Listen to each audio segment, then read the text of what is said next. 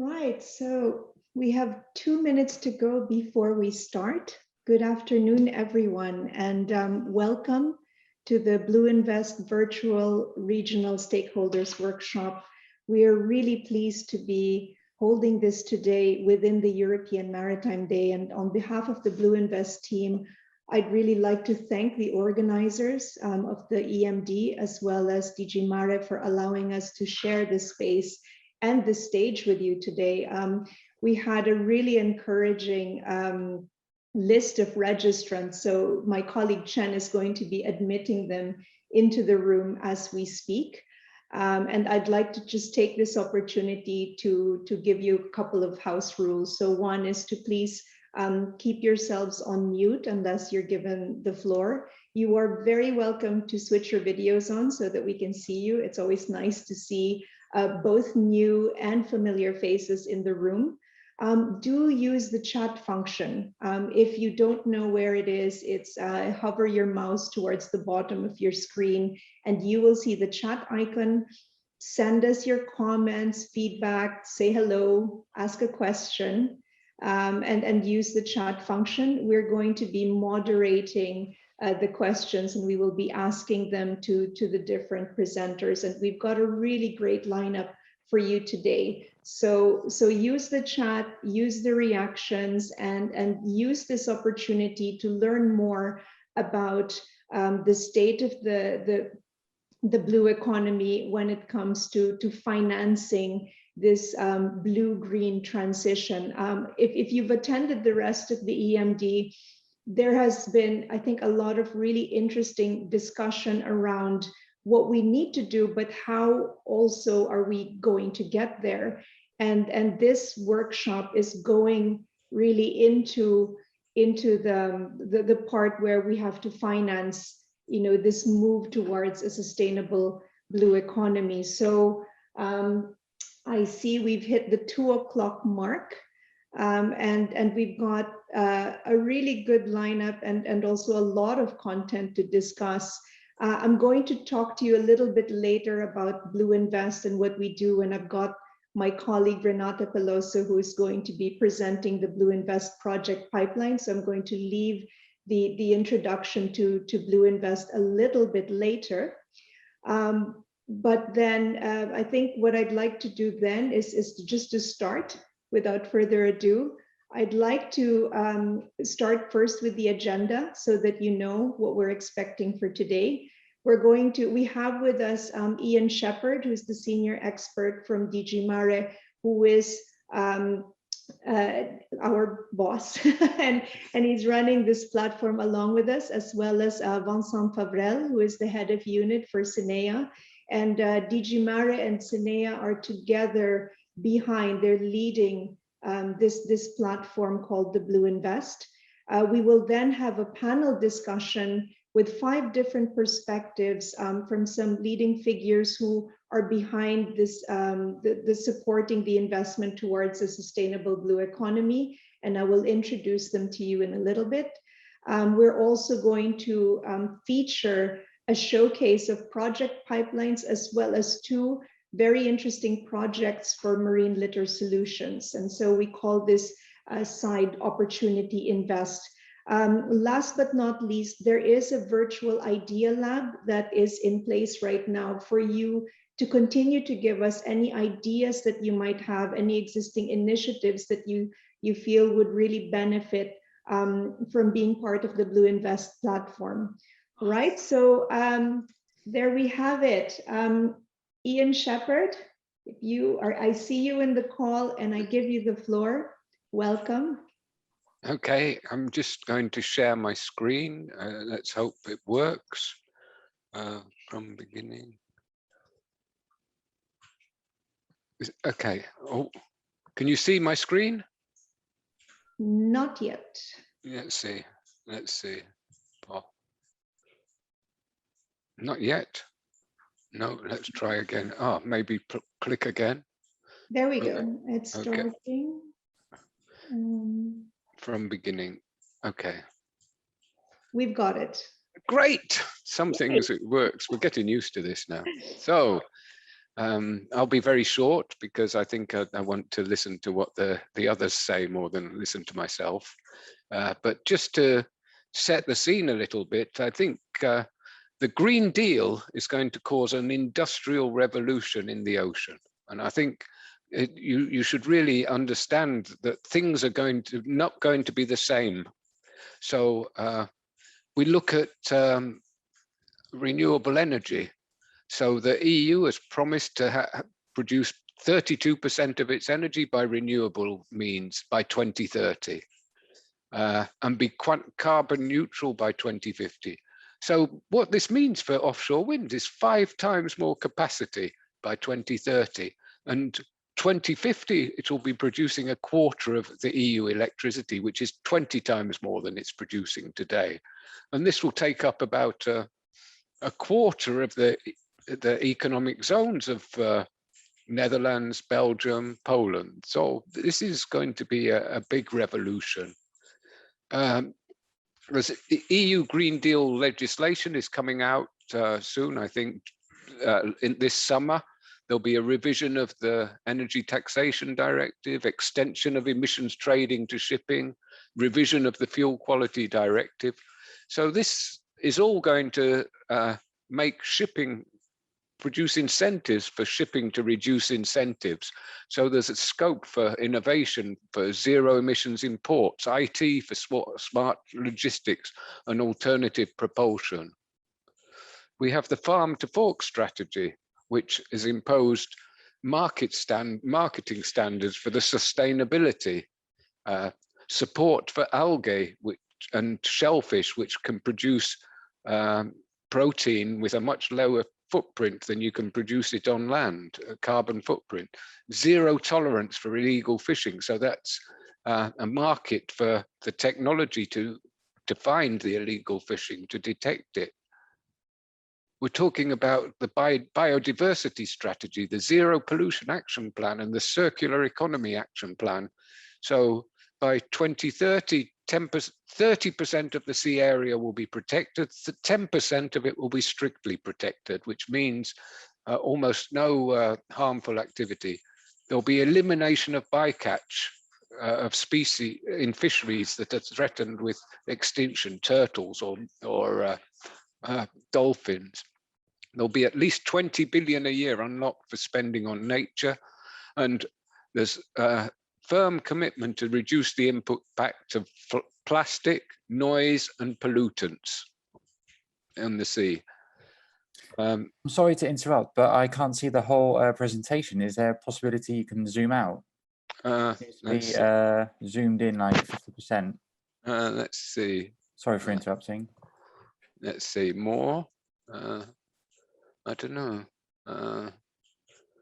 Let's see. It's a whole. I could try doing something else. I could try just showing the actual screen like that. Yeah, it's much better. Thank you. Do you want me to go? Okay. So this one it shows the ocean observation, and there'll be a new initiative on ocean observation. The Commission has endeavoured to do to improve the ocean observation so that it's not so divided amongst fisheries, environment, research, navigation. And in the public consultation, nearly all stakeholders felt that improved technology, its new sensors and new platforms can vastly improve ocean observation. So there's a market. At the moment, most technology is from the United States, but we believe that we're going to put in place measures that encourage the European market to grow. And I said it would be quick. So that's it. Thank you, Ian. I'm sure there are going to be, I think, some questions as well addressing this. But before that, I'd like to give the floor to Vincent Fabrel. He's the head of unit at CINEA, also to give welcome remarks on their behalf. Vincent? Yes, good afternoon, everyone. And thank you, Cathy, for the introduction. Indeed, It's a great pleasure for me to say a few words on behalf of CINEA. CINEA is the European Climate Infrastructure and Environment Executive Agency. One of our missions is to turn the policy objective of the European Commission into concrete actions.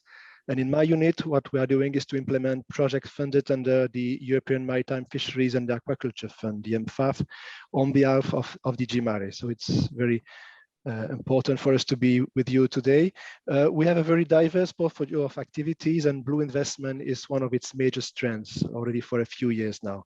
And for example, as you said, Cathy, we support the European Commission by managing the Blue Invest platform, as well as a number of studies on sustainable finance in the blue economy, such as the recent study on sustainability criteria for the blue economy, which provides a preliminary set of sustainability criteria across sectors of the blue economy. Therefore, we are really happy to see the interest in this workshop and to have so many of you with us this afternoon. Creating an environment that supports sustainable blue financing requires the involvement of all parties, from public financing to investors, banks, corporates, knowledge networks, and NGOs. And it's good to see that a cross-section of perspectives are here around the table. And I would like to thank again BlueInvest for organizing this workshop.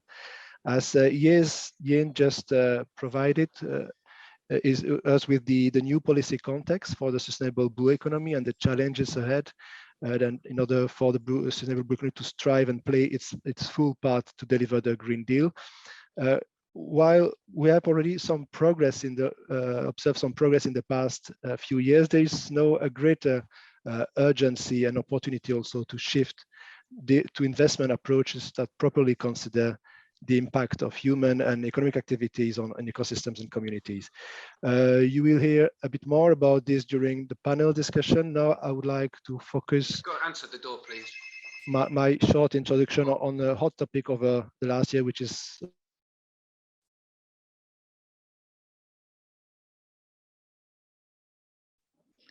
Sorry, Vincent, you went on mute. Someone put me on mute. You went into hot topics. Yeah, so the hot topic I would like to address now, thank you, Cathy, is the marine litter. As you know, and as was just said by Yannis in introduction, the Commission has just adopted the Zero Pollution Action Plan that sets a target of halving plastic litter at sea by 2030 and reduce by 30% microplastic release into the environment. Among our actions, we have the recycling fishing gears made of plastic that was explicitly mentioned as part of the Sustainable Blue Economy communication. And I would like to focus on 5 projects that are funded under the EMFF and that we are managing related to marine litter. They look at a variety of aspects: prevention, detection, collection, monitoring, and recycling of marine litter. Today, you will hear about 2 of them. Oceanet and Marginet. They are proposing circular solutions to recycle fishing and aquaculture equipment made from plastic, and more specifically, they are turning marine litter into clothes and fuel. There are also other interesting case studies featured in the 3 EU project pipelines that you will hear about today: the BlueInvest pipeline, EIPP, and their Horizon Resolve platform. While these projects fit the policy context and are within the actions to be taken under the Sustainable Blue Economy, we have to continue to ask ourselves, how do we scale up these activities? What is needed to generate a market demand for such solutions? And what would a viable economic model look like? So, ladies and gentlemen, this is the central question of today. How can such solutions move from pipe dream to pipeline? What advice can we give, and what is needed for these solutions to find a convincing path to market? So I stop here so that we can raise these questions to our panel, to the speakers, and also to you, the audience. We hope to be inspired with new ideas as we extend and discuss on these challenges and opportunities that come along with the delivery of the Sustainable Blue Economy and the EU Green Deal. I would like to wish you a very fruitful workshop, and thank you for your attention.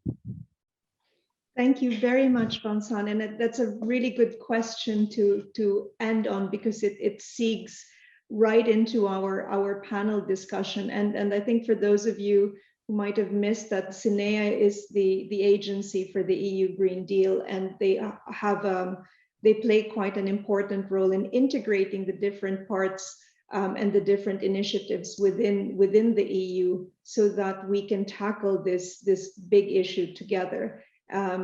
So I think I want to open the panel. I see some investors in the room, and I want to say hello because they were also at the pitch stage yesterday. I see Ignacy is in the room there. And we've got some very interesting projects that will be highlighted, as well as some platforms where we're going to be showcasing some project pipelines that are about ready to go into the market. So welcome to the panel discussion on supporting investment towards a sustainable blue economy. I'm very pleased to introduce to your first speaker, Martin Poulsen. Martin is a director for Acacia Sustainable Business Advisors, and we invited him to this panel because he was one of the authors in a seminal study that created the Blue Economy Investment Platform. And they tackled in that study the substantial funding gap which exists when it comes to moving towards a sustainable blue economy. So Martin, I give you the floor. Talk to us about the state of blue-green financing today.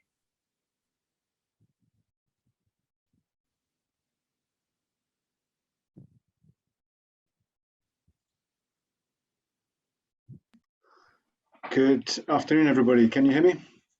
Yes, we can hear you. It's a pleasure to be here. Thank you very much for the invitation to join. My name is Martin Poulsen. I work with Acacia. We're an advisory company focusing on natural resources, including the blue economy. And I had the pleasure to work on the study and the origins of the BlueInvest platform, as Kathy just mentioned. I'm going to make a short presentation to you about the state of blue financing. It'll be very short. I heard what Ian and Vincent were saying about things that are happening, and I have some slides, but what Ian said is more important. Actually, the word revolution is key.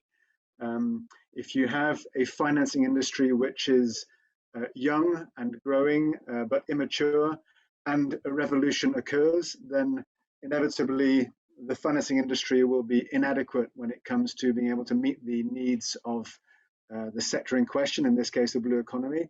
But I think the good thing here is that the revolution is a revolution of opportunity as opposed to a revolution of destruction and disruption. So that is a great backdrop to this conversation, but let me take you through these few slides just to give a sense of how I see at least the state of blue financing. And I will focus mainly on the question of SME finance, because that perhaps is where the greatest innovation is taking place. Innovation is key here, and it's being well supported. And that is the origin of much of the investment opportunity, and in fact, much of the gap which exists here. So I hope you can see my first slide. There is a funding gap here. It's a significant one. It is exacerbated by the fact that the sector risks of the blue economy are little understood by some investors, and that there is also a lack of focus amongst the investment community. There are some focused investment opportunities or initiatives which are specifically targeting the blue economy, which, as we know, is quite a diverse set of subsectors. So it's hard to capture those all and address them all under one umbrella. But there is often a lack of focus, and investors do some investing in blue economy and some in non-blue economy or traditional sectors. And indeed, the BlueInvest platform was designed partly to try to encourage those investors who do some blue economy to do a lot more. Inside the blue economy, there is increasing competition amongst well-qualified and well-run businesses for the available funding. So all that adds up to a need for significantly greater injection of capital into the sector. This slide summarizes or tries to summarize the type of funding which is needed. As I said, on the left-hand side of this picture, you can see the research and development area and the innovative sector. On the right-hand side, you see more mature companies, as in many other sectors. And indeed, the blue economy is not unique by any way in this, any means in this way. There is a gap between those early sources of innovation, the successful ideas, technologies that come through, and the mainstream market where they can fund from the public markets, etc. So this valley of death, as it's often called, is an issue here, remains an issue, and also is a great opportunity for investors. Here are some of the organizations and initiatives who fund the blue economy today. On the left, you can see the types of finance which might be needed: grants, equity, and credit. Along the top, you can see the stages of businesses. On the right-hand side, you can see some initiatives, mainly public sector, which play across all of these subsectors or these particular niches. And if I zoom in on just one, I don't have time to do all of them. The equity level, doing seed to early stage investing, you can see some very clear examples here. Port Excel, Hatch, Sky Ocean Ventures, Blue Ocean Partners. There are focused initiatives which focus on that particular niche and supply equity into seed to early stage businesses. And in the other sectors, there are also initiatives out there. So it is not as if there is a total lack of funding. It is simply that in most, if not all of these sectors, in particular equity and credit, there is a lack of volume compared to the potential to fund the revolution that's going on. What are some of the key or blue economy specific experiences? On the left-hand side, business owners. These are issues you will see not only in the blue economy. I won't spend time on these, but people are often worried about losing ownership of their businesses and therefore tend towards slower debt-funded growth. Many people don't know where to go for their funding, even if they can benefit from added value investors who can help them to grow. The more important issue, as I've already said, is on the investor side. We have a lack of expertise on the economy, who may not know much about the market dynamics and are therefore uncomfortable taking risks in relation to newer technologies. I'll finish with this slide, which just reminds us all that actually it is a very diverse area.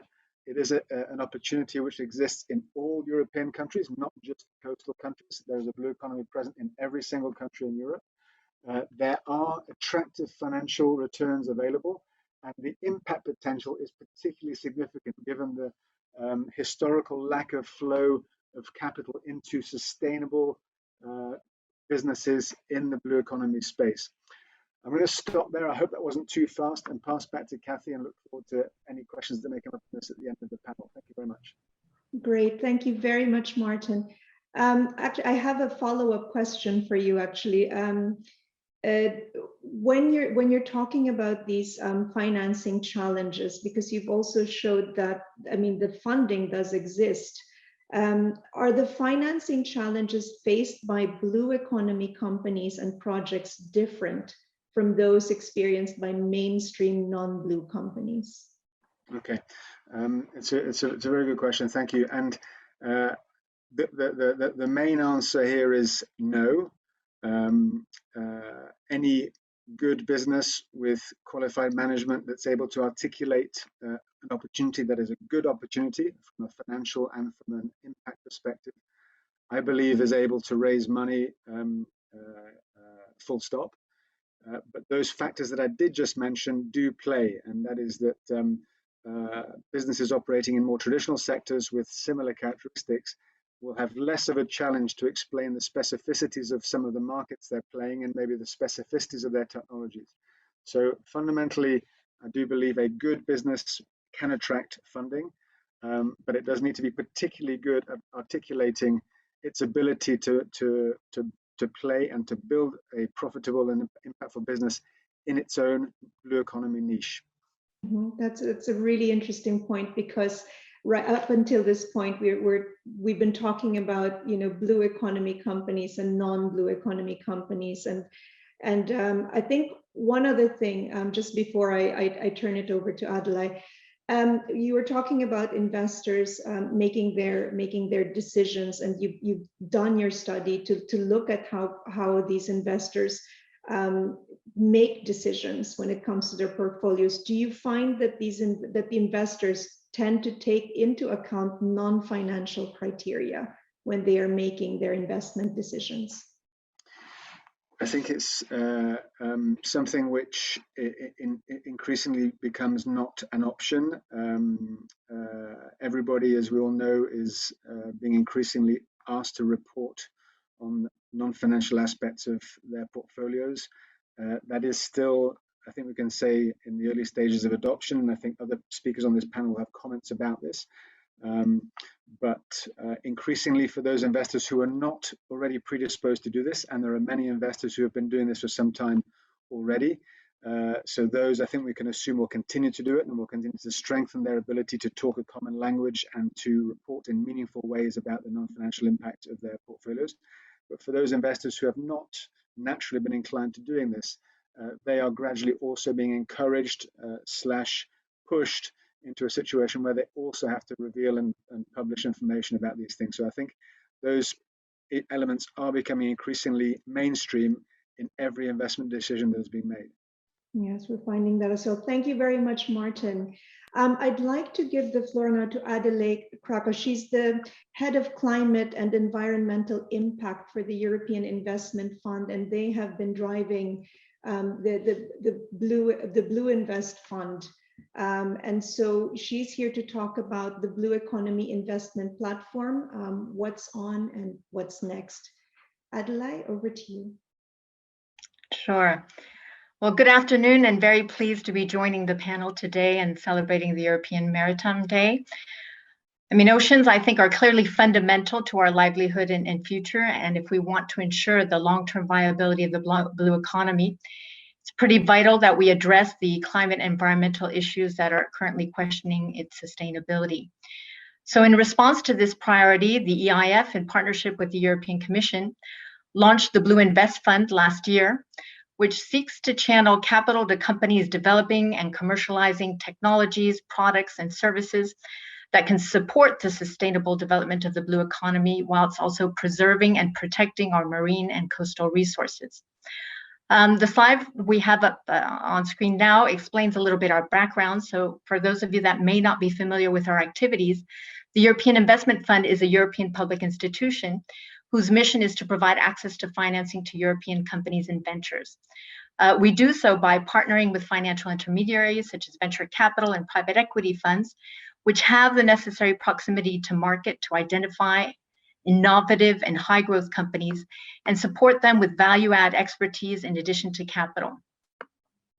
Over our 25 years of existence, we've invested about 21 billion euros into over 850 venture capital and private equity funds across Europe, which in turn have channeled these resources, together with that of other investors, to thousands of companies in Europe. EIF is also a long-standing and committed investor to the impact space, which includes tackling, of course, climate and environmental issues. Together with our major stakeholders, we're developing more thematic-oriented initiatives such as the BlueInvest Fund that can contribute to the achievement of specific public policy goals in the area of innovation and growth, as well as sustainability. So moving now to the next slide. Yes, the BlueInvest Fund was launched and implemented again in partnership with the European Commission DG Mare in the record time of 1 year. This initiative responds to the need for additional investment in the sector, which was just highlighted, and the critical role that VC and PE funds can play in financing and backing enterprises that are developing innovation and sustainable technologies and products and services that target the blue economy. The BlueInvest Fund was initially established as a pilot with 75 million euros in funding to be invested in blue economy focused funds. We're currently in the process of finalizing the signature of the last fund commitments under the program, which have been approved, and can already share some highlights from the deployment. Although the ultimate mission of the BlueInvest Fund is to channel and ensure financing for innovative, again, and high growth enterprises in the blue economy, another equally important objective for us was to contribute to the buildup of a well-functioning, deep and comprehensive European venture capital and private equity ecosystem for the blue economy that could subsist over the long term. As we've just seen based on Martin's presentation, the blue economy investor landscape is quite sparse, which limits the availability of capital in relation to its potential, and it also lacks the depth and breadth of other more established markets such as tech. As a consequence, we really wanted to make sure that we could unearth and support new specialized investors that could reinforce the blue economy capital ecosystems. Of the 5 funds that we've backed with the program currently, 2 are fully focused on the blue economy, and the remaining 3 have the blue economy as a key theme within their investment strategies. The blue economy, as we've also mentioned, is quite vast. So our mandate was kept deliberately wide to really encompass fund initiatives targeting different economic activities within the blue economy and climate environmental issues. The funds that we've supported, thus under the program, cover from food and aquaculture to marine and energy transport. It was also crucial that our mandate cover the full spectrum of company development and financing from early to late stage. We think, of course, that the scaling and growth of sustainable companies and products that are already operating in the blue economy today and that can have an immediate impact is just as important as the financing of startups and that are developing innovation that can lead to game-changing technologies and products in the future. So we've committed both to early stage venture capital and private equity growth funds. Virtually all of the funds that have been backed by BlueInvest are also led by new and emerging teams. Again, this is due to the nascent nature of the market and the fact that historically there hasn't been a lot of investment going towards the blue economy industry and sector. But although these teams may not have a long track record of investing specifically into the blue economy, given again the limited historical investment, we have sought to bring together relevant tandem of investment experience that can be transposed to the industry, as well as blue economy sector-specific expertise to make sure that the appropriate value add is provided to the companies that they finance. Additionally, and this is also quite important, given the developing nature of the market again and the need for public support, our role as market builder and anchor investor has been very much emphasized under this program. It has enhanced features that allow for stronger commitments of up to 50 million euros per fund. We can also represent more than 50% of the fund's initial commitments to facilitate the launch and operation of these new fund initiatives. As a number of the teams that we're looking at are also raising their first institutional fund, we're also providing significant structuring input to instill best market practices. Our catalytic effect with other prospective investors is also important, and so by acting as an anchor investor with a meaningful commitment, we can contribute to accelerate fundraising momentum. And last but not least, and also something we touched upon earlier, a key element in the deployment of our mandate has been our strong focus on impact and sustainability. So the investment strategies of the blue economy funds that we are backing need to incorporate a clear sustainability angle and pursue investments that, while supporting the blue economy and its activities, can have a measurable positive climate environmental impact. So we're quite happy with the results of the deployment of the program. We've been able not only to successfully achieve the goals that we had set, but also surpass the targets. As of today, 5 fund proposals have been approved or already assigned, which brings the total level of our commitments to over 100 million euros. Based on our estimations, a further 300 million euros will be mobilized from other investors into these funds, which ultimately translates into a minimum of 400 million euros in financing that will go to blue economy innovation and European ventures over the next few years. So we've concluded the rollout of this initial blue economy pilot, but we're now preparing to continue and expand the initiative under the new European Commission's InvestEU program, which will span the next 7 years. The InvestEU Blue Economy program is expected to benefit from more funding, so several hundreds millions of euros, and will also be open for a longer time period, which will enable the support of more funds and teams. We'll also continue to focus on specialized funds, which really embed sustainability and impact in their investment thesis. Although the program won't be officially launched until the end of this year, we are already open for business and evaluating new venture capital and private equity fund proposals that will be considered under the program. So that's a bit the summary of where we are with the BlueInvest Fund and what our plans are for the future. Thanks for your attention. Thank you so much for that, and that I think answers a lot of questions that we also receive about the BlueInvest Fund. I mean, and it also underscores the commitment that the EIF has when it comes to not only building the ecosystem in the market, but also recognizing the transversal issues across the different sectors. And when we look at the technologies that are in their nascent stage, this is something that we are also trying to address. But I want to go a bit into the impact side, because this is something that's coming up more and more when it comes to the investor discussions, the conversations that we're having. In your view, how important is impact measurement, and what can be done to ensure sustainability and impact in venture capital and private equity funds? Yeah, I think that's a very relevant question. So as I mentioned earlier, sustainability is really embedded in our mandate. Within our overall impact investment activities, we are systematically implementing impact measurement in all of the funds that we're supporting.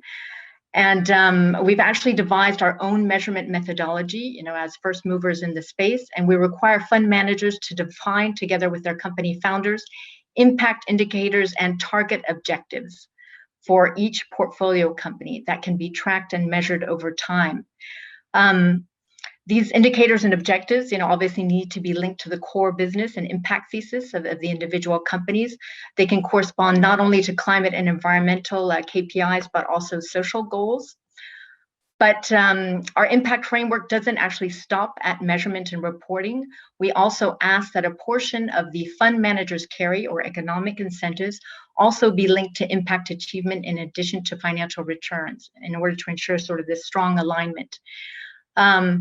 It's really meant to reinforce the manager's engagement with impact. Impact metrics, ultimately become a part of the investor's dashboard.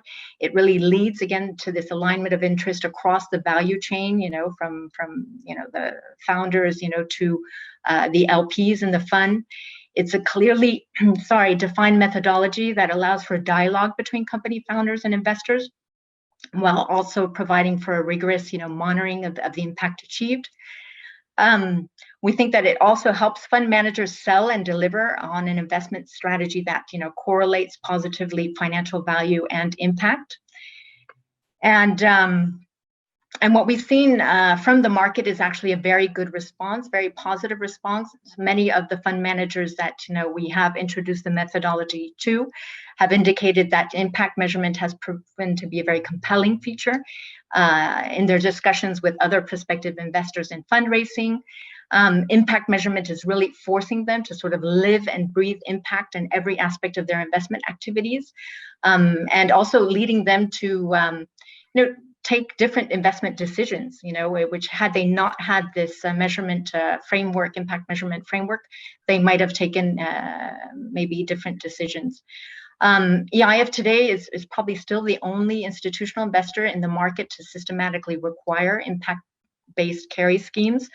But we think that we will see increased demand from investors in general for impact-weighted accounts that will reflect, investments' impact alongside financial returns. Okay, thank you. No, and that answered my follow-up question. What has been the response on the market side? And it sounds very positive. Yes, very positive all around. So yeah. Okay, so the demand is increasing, and hopefully we will see, I think, more sustainability, going into the space moving forward. Thank you so much, Adela, for your intervention. And then I think we will get back to you, but I'm going to give the floor now to Mauro Randone. He is responsible for coordinating the Sustainable Blue Economy program for the WWF. And he's going to talk to us about the WWF's Blue Finance vision and how ocean financing is going to look like in this new decade. Mauro, over to you. Thank you, Catherine. And can you see my presentation? Yes, we can. Wonderful, and thanks, thank you, and thanks to the organizers for the invitation, of course. Now, first of all, there's no doubt that ocean financing is growing and will grow in the coming decade. You can see on the left this publication from Geoffrey from last year that shows the blue acceleration. And I was thinking about it while Dr. Shepard was talking before about the revolution, and I think for some of these sectors, the development is these lines are going to be really skyrocketing. So that's happening, and finance will follow obviously the same trend. The question that we are asking ourselves is a little bit different, and it's more so to make sure how can we make sure that this blue economy will support, and this financing will support a transition towards a sustainable blue economy. Of course, this is easier said than done. We heard now that a lot is being done right now. But at the same time, we also know that from the high-level panel report, blue paper, that was published last year, only 1% of the ocean economy's total value is invested in sustainable projects. So this is also reflected in the state of the ocean. So with 30% of fish stocks overfished, 50% of the world's corals that have disappeared, 8 million tons of plastic dumped into the sea every day. I think most of us are becoming more and more familiar with these numbers. So the point is that we have a long way to go, and there are evident barriers that now are quite well known. The first one is of course the lack of guidance. So the need for this universal framework defining sustainable blue economy investments and projects. We need to reflect basically the ocean contributions in market prices. That's another key issue which is not happening right now. The enabling regulatory framework is really poor, particularly considering the high risks in the ocean investments.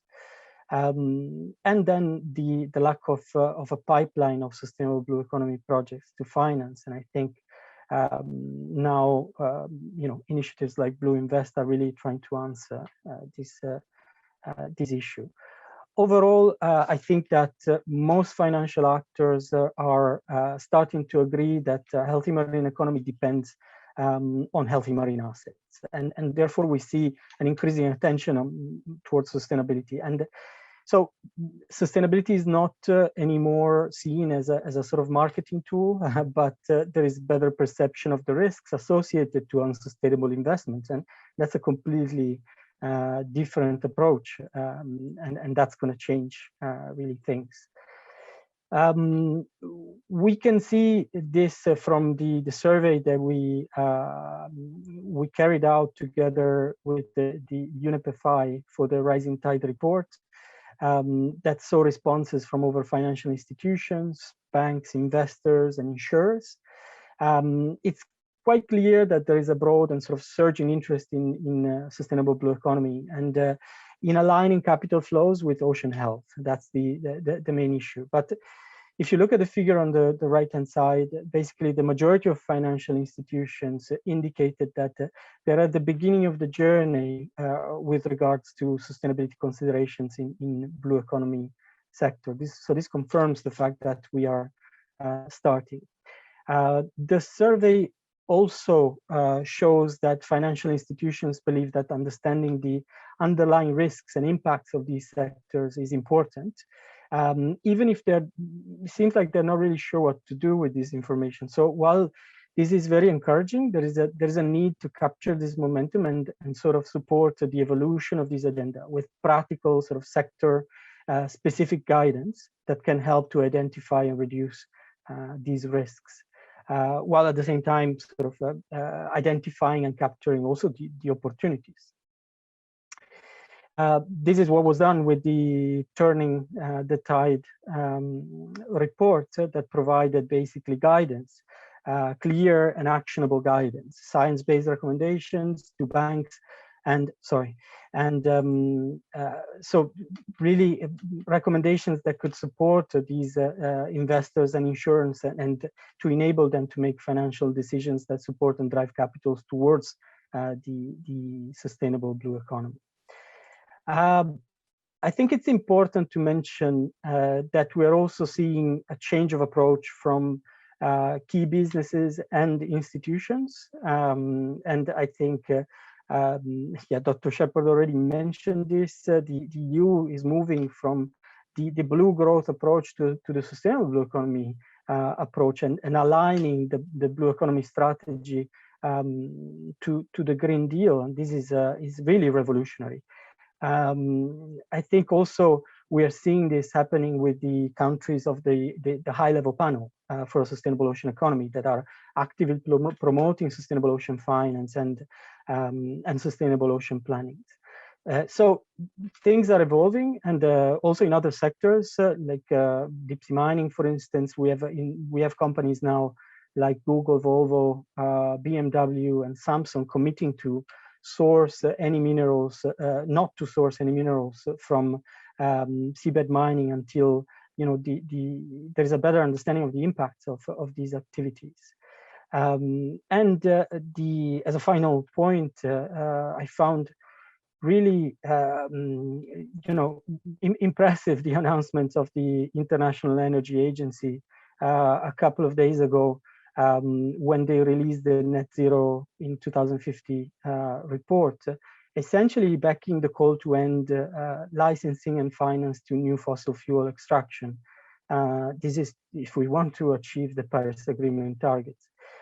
We're talking about the world's most influential energy modeling agency. So this is going to have a huge impact. Just to conclude, so for the next 10 years, the blue finance will grow, but will it support this transition towards a sustainable blue economy, or will it be business as usual? That should be the question: how much of this blue economy is going to be actually sustainable?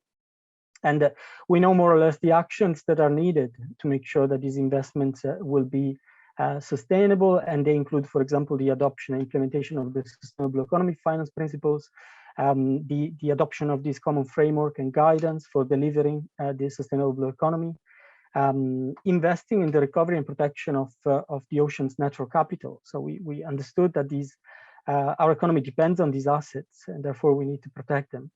And then to create the enabling environment, integrating, for example, maritime spatial planning and sustainable blue economy planning.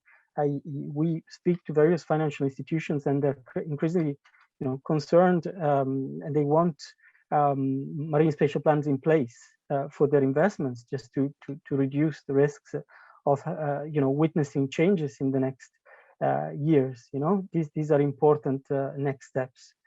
Of course, harmful subsidies are still representing a major obstacle to sustainable development in the oceans. Incentives for best practices, and the pipeline, already mentioned the pipeline of investable projects, and finally the identification of these new tools, such as blue bonds, for instance, that are already being implemented in other parts of the world, like Seychelles, for instance. And I think these are they represent really the way forward. I think I already overshot, so I will stop here. Thank you. Thank you, Mauro. I've got one follow-up question for you. Just what do you think is needed in order to accelerate the implementation of these sustainable finance principles for the blue economy? Because you've clearly outlined that they are needed and you have them, but how can we accelerate them? Yeah, well, definitely widespread adoption. I think it's happening right now. We recently have had EBRD, BNP Paribas becoming members, and I think the public and private sector, sometimes there is a misconception that they're targeting only the private sector, but it's not the case. Where we want to involve the public and the countries themselves. Like, I mean, that's they need the principles really need to become mainstreamed. In terms of, for instance, the guidance is very important, and I think with the report recently published was the first step, but the idea is to expand it to other sectors and to make it even more granular when needed. Of course, the creation of the discussion around the supportive enabling environment is very important. So strong policies and regulations that underpin sustainable developments, and I'm talking about the ecosystem-based integrated ocean management and MSP. I won't stop repeating these issues, but we think these are very important points. I think data are the other important, the other critical points. So involving institutions that are able to provide data, because MSP depends on data. So you start with the science and with the information, then you get to the planning, and then you get to the investments, because it's very difficult to invest in something that you don't know. So it's and that's all related to the risks associated to the sustainable blue economy. Great. Yeah. No, thank you for that. And I think that addresses maybe, there are two comments in the chat as well about the importance of investing in marine education, and perhaps that education is not only for the general public, but it should also go into investors and to corporates and to entrepreneurs. So, thank you very much for your intervention. And I encourage the presenters, to also look at the chat function, because there are some that are, I think, addressed to some of you. And so if you have time, you're also very welcome to answer the questions on the chat, and where I can, I will insert them in. Thank you so much, Mauro, for your presentation. And I'm going to move on to Paul Holtes. He's the founder and president of the World Ocean Council, and they have been developing a common ESG framework for the ocean. And he's going to talk about why this is important and what is happening in that space. So Paul, over to you. Great, thanks very much, Kathy. You can hear me okay and see the slides okay? Yes, I can. Great, thanks. Wonderful to be here and to see the amount of attention that is being focused increasingly on the blue economy and finance. I can say that 30 some years ago, when I started working in this field of ensuring business was engaged in the sustainability of the ocean, it was a pretty lonely field to be working in. So wonderful to see all this momentum. To give you a quick sense of who the World Ocean Council is, for those of you that are not familiar, the World Ocean Council is the global blue economy business and investment organization. So we bring together the entire ocean business and investment ecosystem, leadership companies that are interested in collaborating and creating the action necessary to advance what we call corporate ocean responsibility. And the World Ocean Council is increasingly recognized by a growing number of UN agencies, international business organizations, et cetera, and have developed the largest global network with on ocean business and sustainable development, with some 35,000 plus stakeholders from the industry and investment community, member companies, and many hundreds of companies actively involved, and the annual gathering of the business and investment community at the Sustainable Ocean Summit. But in particular, I want to focus on our ocean investment platform and what we've been doing there to bring together the ocean industries, investors, and innovators, and especially then on, as Kathy was mentioning, the development of ESG and impact framework conditions to move forward along with advancing blue finance. And in fact, from the work that we've done so far in bringing together this growing global blue finance community, we've been encouraged to launch this year the first Global Blue Finance Summit, building on the Sustainable Ocean Summit in 2019, which has really been the most comprehensive Blue Invest event held to date, we believe. So this is all based on a shared goal, as you can see there, and creating business value for companies and investors. And really to get into the work here that's underway through our ocean investment platform of connecting up the investment community with the others in the investment community across, as we've heard, both the growing blue economy investment world, but also the mainstream investment community. And we've been doing this sort of outreach and education that was just referred to by holding briefings for institutional investors and others, and through our Ocean Investor Roundtable that meets monthly, and we'll be meeting again next week to connect up this investment community, and also to connect up the investors with the actual issues and the challenges and opportunities that are driving the need for the financing of sustainable development. And in particular, then those issues relate to the market. And those are the ocean industries, the users of ocean space and resources, shipping, fishing, aquaculture, offshore energy, ports, tourism, et cetera. And really bringing those pieces together, issues, the market, the drivers for change, such as public pressure, regulatory developments, social license issues, et cetera, and the innovators that are providing solutions. So this is the ecosystem we're working to create, this global ocean business and investment ecosystem through, as I say, the Investor Roundtable, for example, our global Blue Economy Innovation Initiatives Network. We have about 100 accelerators, incubators, and challenge competitions that we bring together to connect up in terms of creating more synergies and economies of scale there. And right now I want to focus very briefly on a specific targeted effort that's emerged from the roundtable, in particular on developing an ocean ESG and impact framework.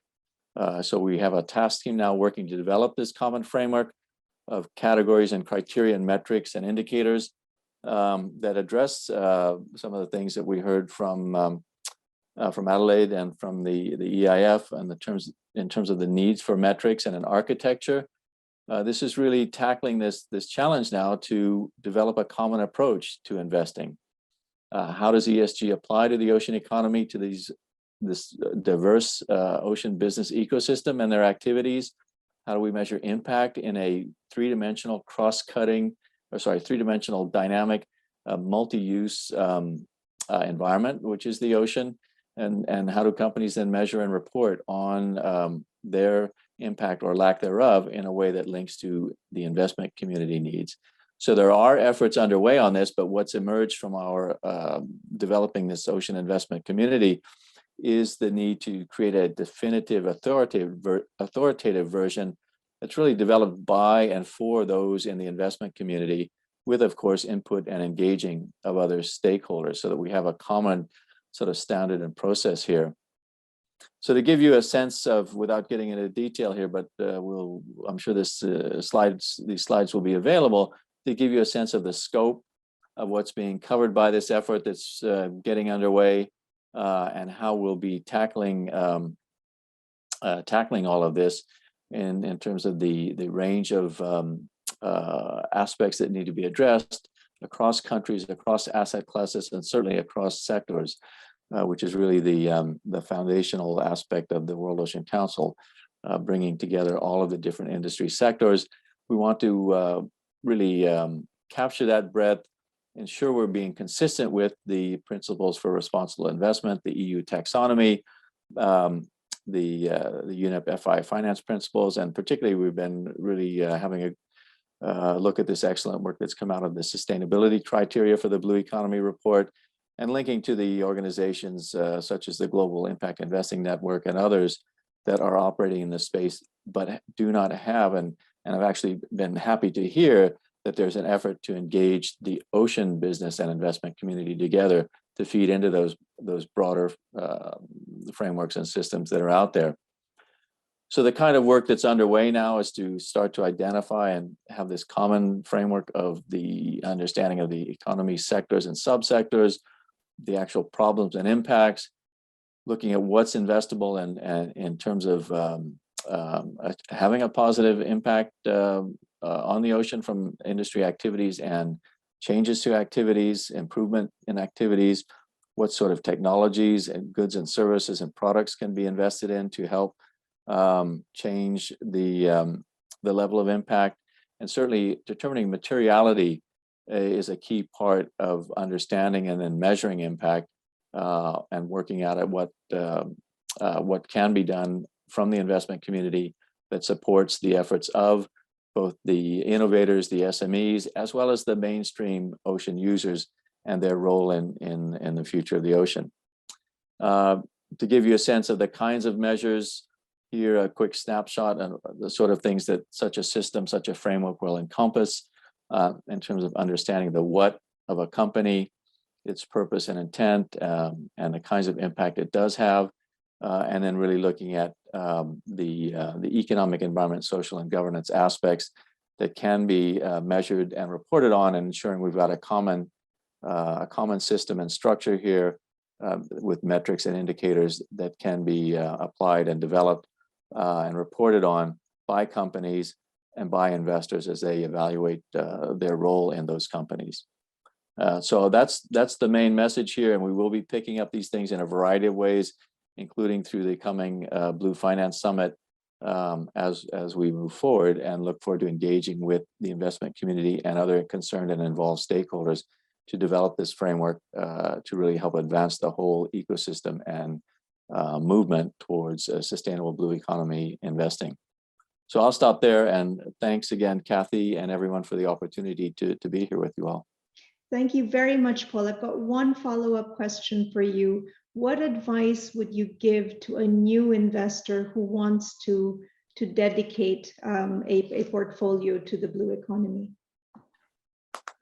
I'd say that the opportunity to learn from your peers, and this is a lot of what we've seen and heard back from about the value of a roundtable, people really learning from each other and really building on the lessons learned and experience of those that have been in this space for a while, and also those that have been relatively new entrants, that people are learning as they go, and happy to share that and really creating that community of practice and understanding what works and what doesn't work, and how we can, from the smaller and newer funds, I would say that we've seen really an interest to collectively work to engage the institutional investors and the larger funds for capitalizing the blue economy focused funders. And so there's a real economies of scale and synergies and collaboration value there. These aren't just buzzwords. These are really a part of moving forward with creating this ecosystem of blue economy funders and investors.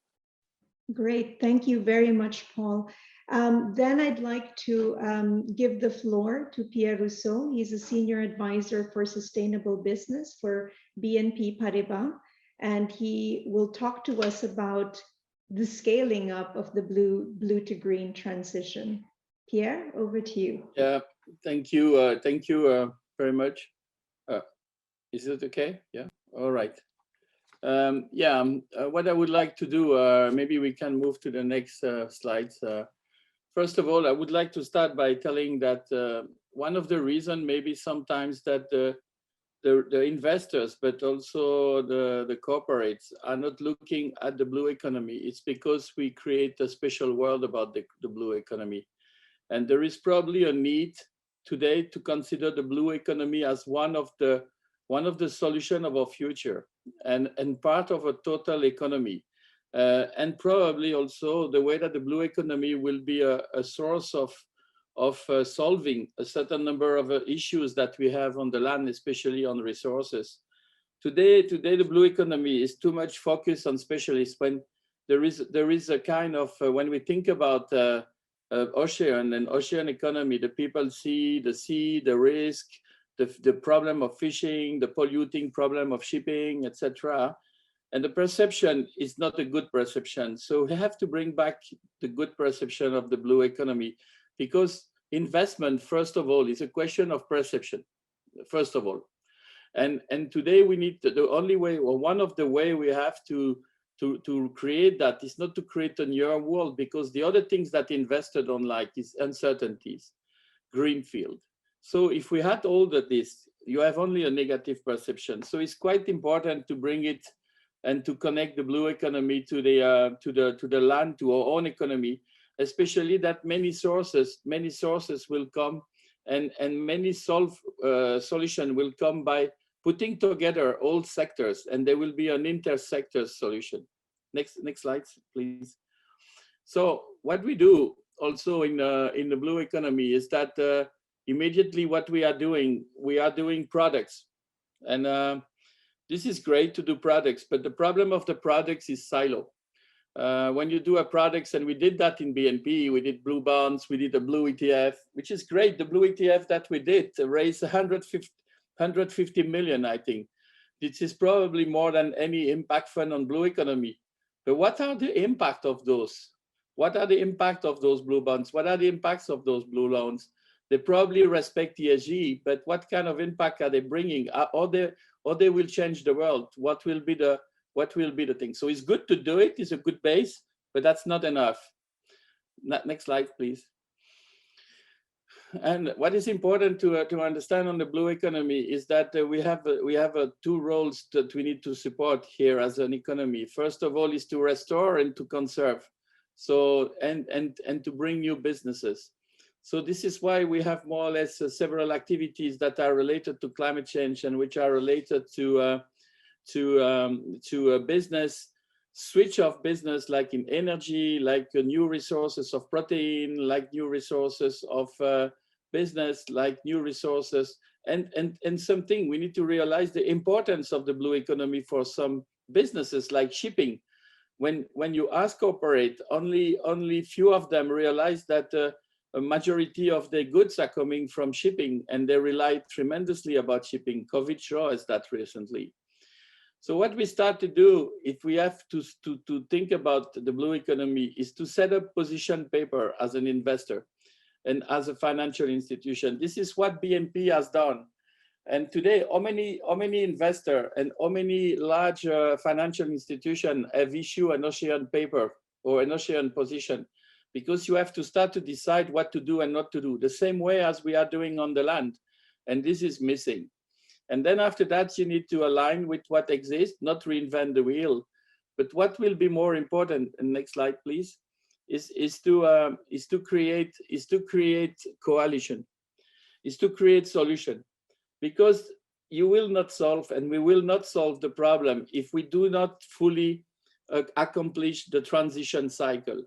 Because at the end, developing blue economy, it's about transiting from what is not doing well to doing well, and transiting from what is not doing well on the land, which has to be doing well on the blue or on the ocean. So in any way, blue is always about transition. And financing transition today, there is no product doing that. Yes, you have people pushing technology, and we have a VC and PE fund which are doing that. But what else after that, if it's not connected to the debt side? And what about the innovation? And what about the science to integrate? And what about to integrate that with the corporate who have to change their business model?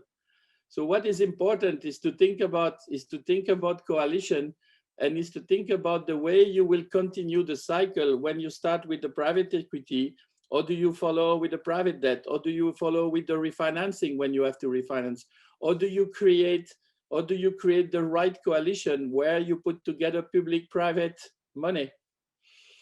Next slide, please. Yeah. So today, this is the problem that we have, is that everybody remain in his own boxes.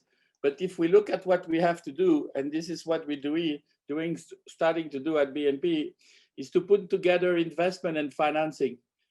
Secondly, is to link it to R&D, to make sure that we have, and then after that, to build coalition. And this will create a real connection between the different players, because there you create collaboration between the different solutions. You can have much more money, which can be put at concessional level, at the condition that the public play the role of concessional level, which is not always the case.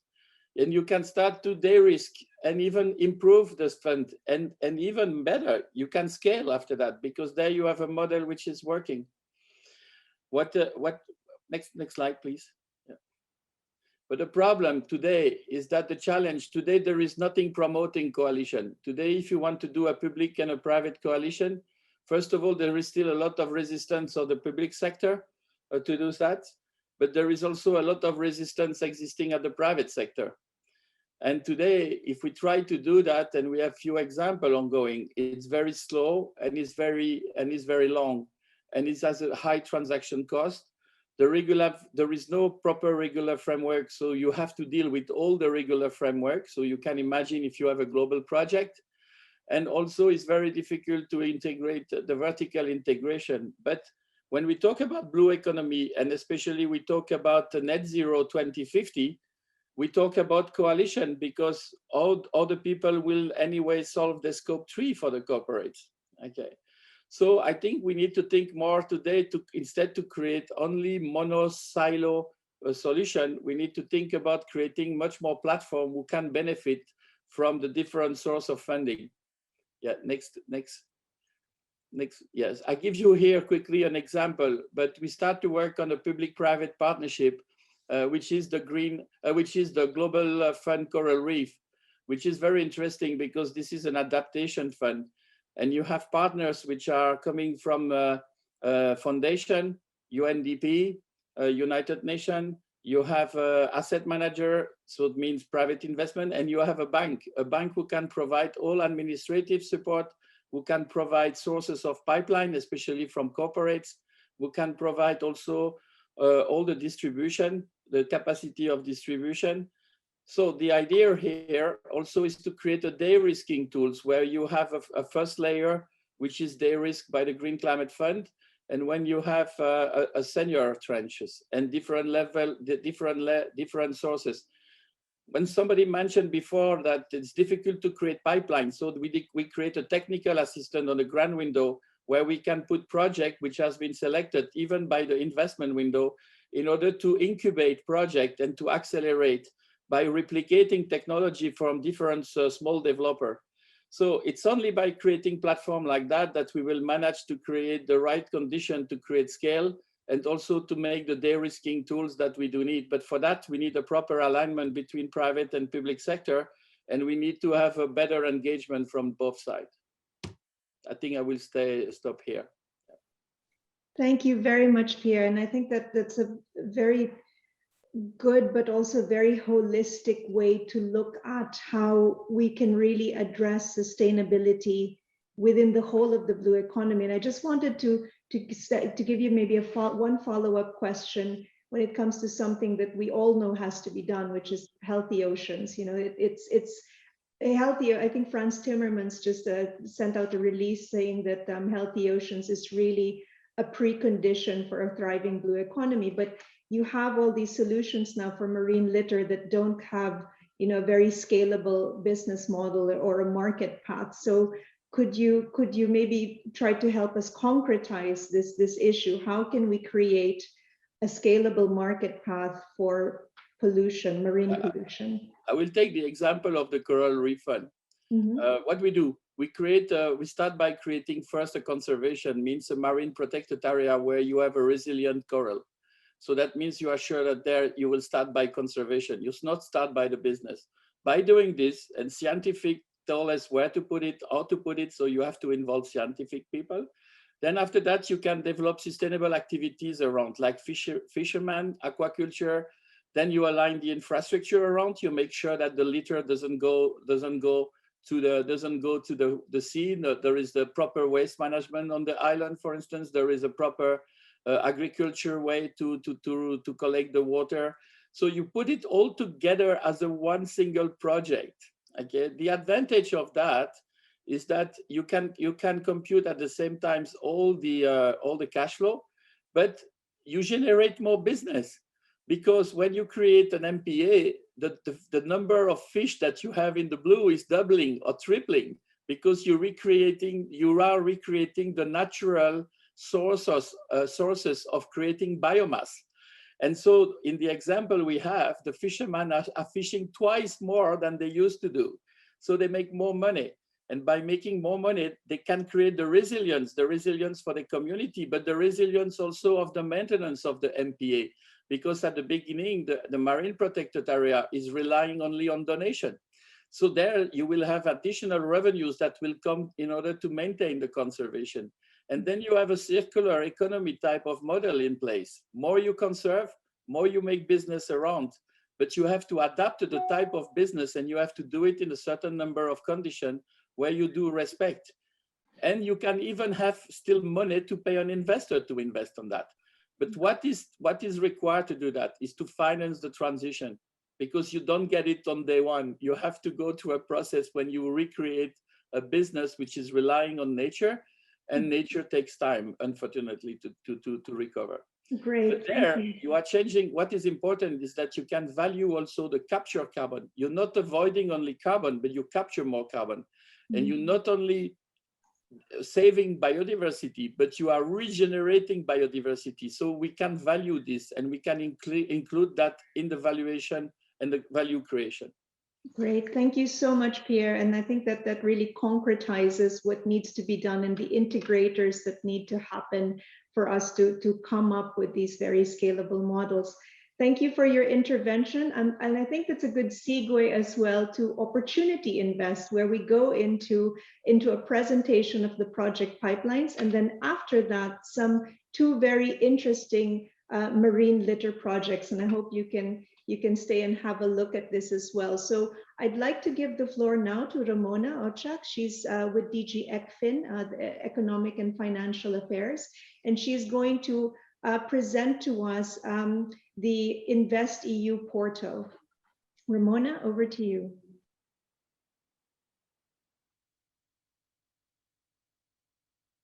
I think you are on mute, Ramona. Yes. Can you hear me now? Yes, I can hear you. Yes, okay, very good. So just putting on the slides. Can you see the slides? Yes, we can. Okay, perfect. Thank you very much. And thanks a lot for inviting me to this really interesting workshop on financing sustainable blue economy. My name is Ramona Ochak. I'm Policy Officer in DG ECFIN of the European Commission. And I would like to present you the brand new InvestEU portal that we just launched last month, and which is the successor of the European Investment Project Portal, which some of you might know already. So the InvestEU portal will continue to bring together EU-based project promoters with international investors.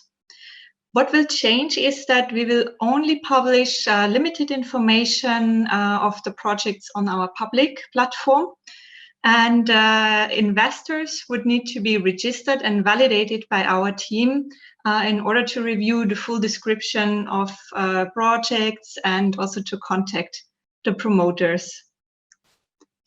So the InvestEU portal is a part of the new InvestEU program that we heard also earlier. So the InvestEU program has three components: the InvestEU fund, the InvestEU advisory hub, and the InvestEU portal. So as a successor of the Juncker plan, it's similar in its components, but what will be new is that there will be a link between the three different components. So in the case of the portal, there will be a link to the InvestEU fund in a way that the implementing partners will have a look at the projects published on the portal, which fall within their geographical or activity scope. And in addition, there will be also a link to the advisory hub if such an advisory initiative exists. So who are the promoters on the InvestEU portal, or what do they need to fulfill in order to become eligible for a publication on our portal? So the project total cost have to have a minimum size of 500,000 euros. Those of you who know the EAPP, the predecessor of the InvestEU portal, you will see that we have lowered now our threshold from 1 million euros to 500,000, allowing even smaller projects to come to our portal.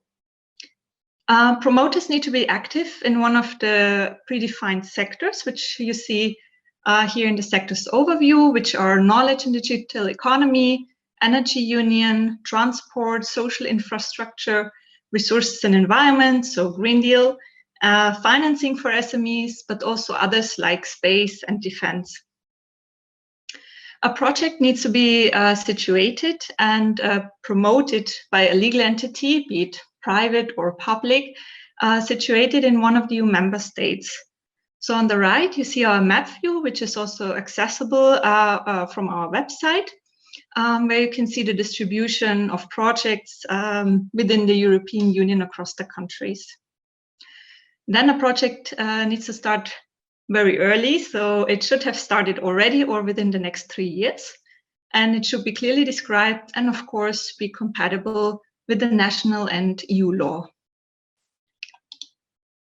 So as I said before, we will now only publish limited information on the public portal. So like the short description, the sectors, or the country in which the projects will be implemented. However, you can still search projects via different search criteria, such as the sectors. As I mentioned before, we have different sector groups, but we also have specific sectors, which you can see here. So if you're interested in a special special sector, you can just select those sectors and search for it. What we have also implemented are tags or a labeling system. So for example, for Green Deal projects or Seal of Excellence or COVID-19 projects, we have developed special tags. So if you have a project which operates in the field of Green Deal, it will be also marked by our team, and then it will be also tagged like this on the public portal. So who are the investors on the portal? So we have different financing types of investors on the InvestEU portal, such as business angels, venture capital, business incubators, equity, loan, and grants. The majority comes from equity, venture capital, or business angels. On this slide, you can see some of our partners, which are national promotional banks, but also associations, other portals, so like the BlueInvest, but also the EIB, EAF, or World Bank. And those partners are regularly having a look at the projects that are published on our portal. So as this workshop is focusing on the blue economy, I would like to highlight that we have 89 projects already published on our portal in the field of blue economy, whereas 3 are Green Deal projects, 32 have a Seal of Excellence certificate, and one of them is our new success stories, which we have recently published. So the Ocean Retriever from the company Tresoil has recently produced with us a testimonial video where where the promoter is explaining how the EIPP was supporting him in finding investment, so in finding financing for his projects after being published on the EIPP. So here I would like to end my presentation and would like to thank you very much for your attention. Great, thank you so much, Ramona. I'm going to move on to Georges, and then if you and Georges and Renata can stay after, we'll take up a couple of questions. So Georges Lysandrides is the team leader for the Horizon Results platform. He is with DG Research and Innovation, RTD. And Georges, over to you. Hello, thank you very much, Catherine. I don't know whether you can see my screen now. I can see your screen, yes. Okay, very good. Let me make sure everything works okay here, sound-wise. Okay, so thank you very much for giving me the opportunity to present you the Horizon Results platform. This is also a very new tool that was first launched in 2019. And the reason why we launched this tool is was partly addressed in the previous discussions. And one of the things that was mentioned is the famous Valley of Death. And also what I've been looking at in the chat, there was a discussion on the language between engineers, between the promoters and the actual money people, as Martin called them in the chat, which was very interesting. So if you like, this platform is trying to address this gap, to bridge this gap between how results coming from research need to be communicated to the stakeholder, be it an investor or a policymaker, so that it's in a language that they understand and appreciate, and to generate more interest. And of course, one of the big reasons we set up this platform is the well-known problem or criticism we face that in Europe, we are excellent in funding excellent research, but we're not that good at turning that research into something that can actually offer value for our economy and society. So I'm going to share a video very quickly, which presents what this platform is all about. Every day, thousands of European researchers spend hours in their labs, on their computers, and in their project facilities to find solutions to the many important challenges we face today.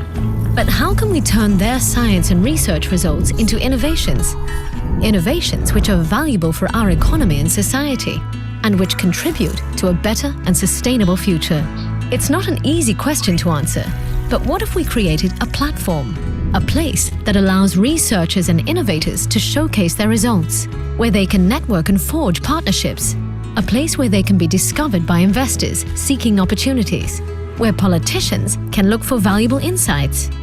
Somewhere where these results can flourish into innovations and contribute to a sustainable life on our planet. Welcome to the Horizon Results Platform, a place where results matter. The place to find all of the EU-supported innovations, to find companies that have received a lot of funding to advance their idea to a level where hopefully it can benefit from investments. Even though it has been recently launched, it has already produced significant value for our company in terms of exploitation capabilities. The Horizon Results Platform not only lent us their credibility and visibility, they also proactively promoted Symptoma. We were selected to pitch our solution to a dedicated group of investors, thus accelerating our traction. The Horizon Results Platform could actually save me time and resources, and a source of opportunities which are pre-qualified and pre-filtered, so of a higher value. You don't use this platform just as another website to communicate about the result, but really as a support service to help you connect with other stakeholders who can help bring your projects to a later stage of development.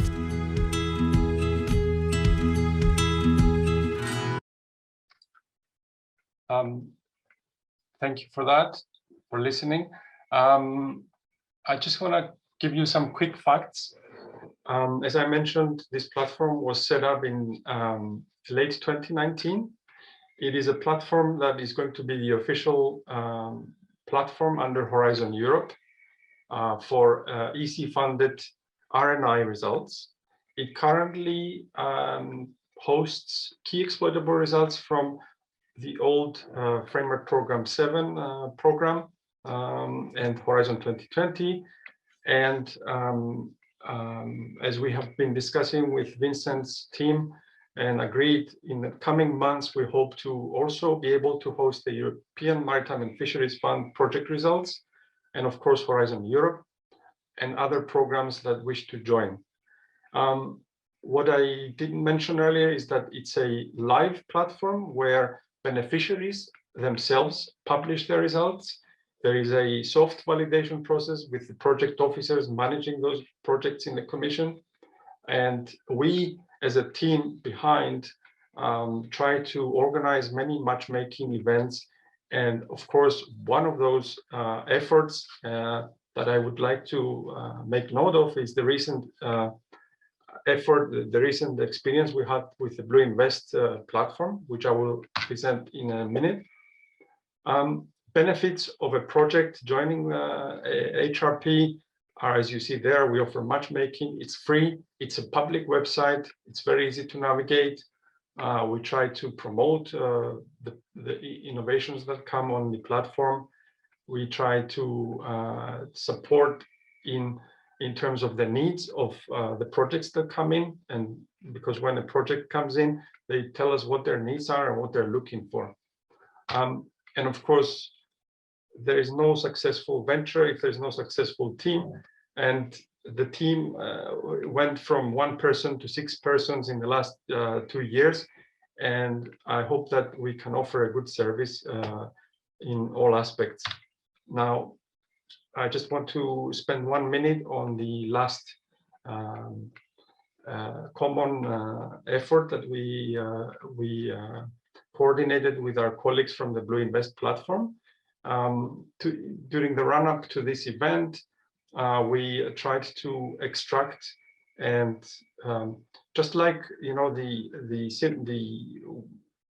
the term of pipeline has been used a lot in this meeting, we thought we could act as the pump that pumps out project results from the research and innovation program, and also part of the pipeline that can direct, if you like, to other pipelines. So in this particular case, vis-a-vis the BlueInvest pipeline. In that effort, what we tried to do is to promote, in fact, results from the Horizon and FP7 programs towards the BlueInvest pipeline. So thank you very much.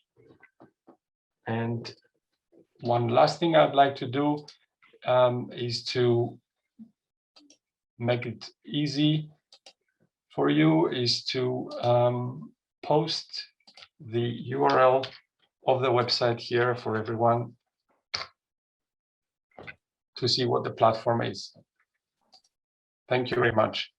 Thank you very much for that, George. It's very useful to have the link actually online, and if Ramona can also do the same, that would be great. And we will also, I think, circulate the video and the slides after. I'm going to turn it over now to Renata, my colleague, to present the BlueInvest project pipeline. And maybe, Renata, you can also tell people a little bit about what BlueInvest is about, just for the benefit of the newer people in the room.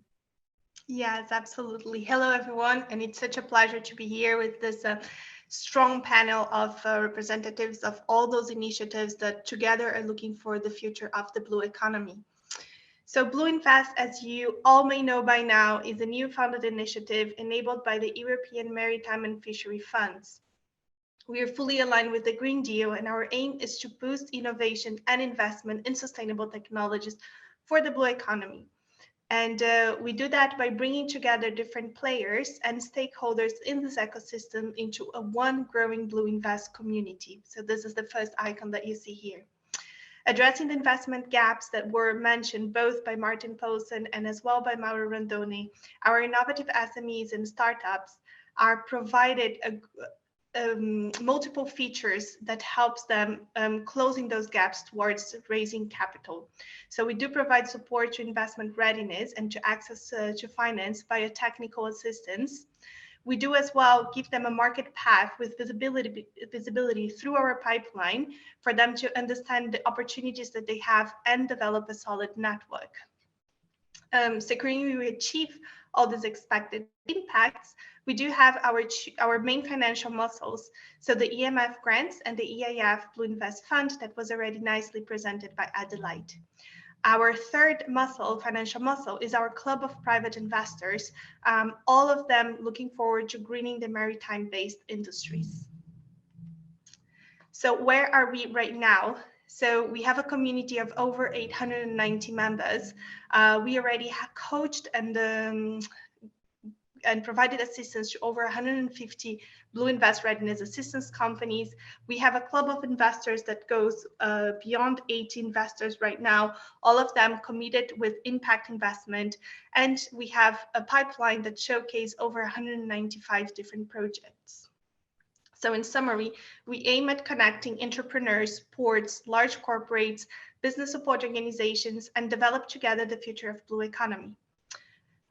We do that via support to the innovation-led technologies that are addressing environmental, social, and climate challenges. So a little bit like Ian presented in the beginning of his presentation.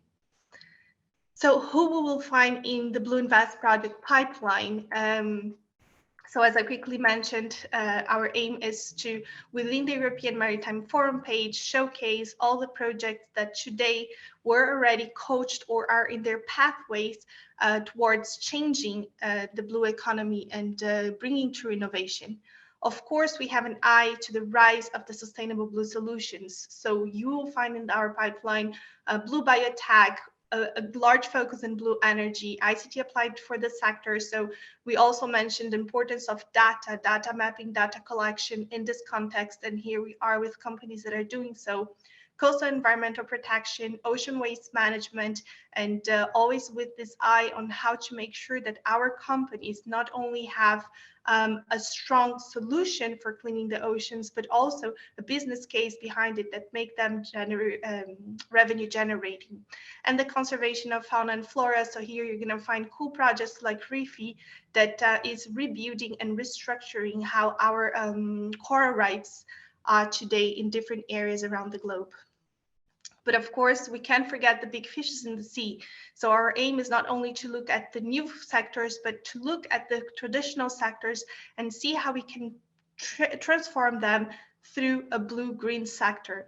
So of course, we're talking a lot about sustainable aquaculture, working together with Hatch and Aquaspark, coastal and marine tourism in a more sustainable way. We're talking about technologies to do fishery monitoring, to make sure that we're doing it in the most sustainable way possible, shipbuilding, ship repair, and here everything that is transporting the future, changing the future of transportation and marine services and port operations like digital twins, with the aim of becoming greener and hopefully fully green.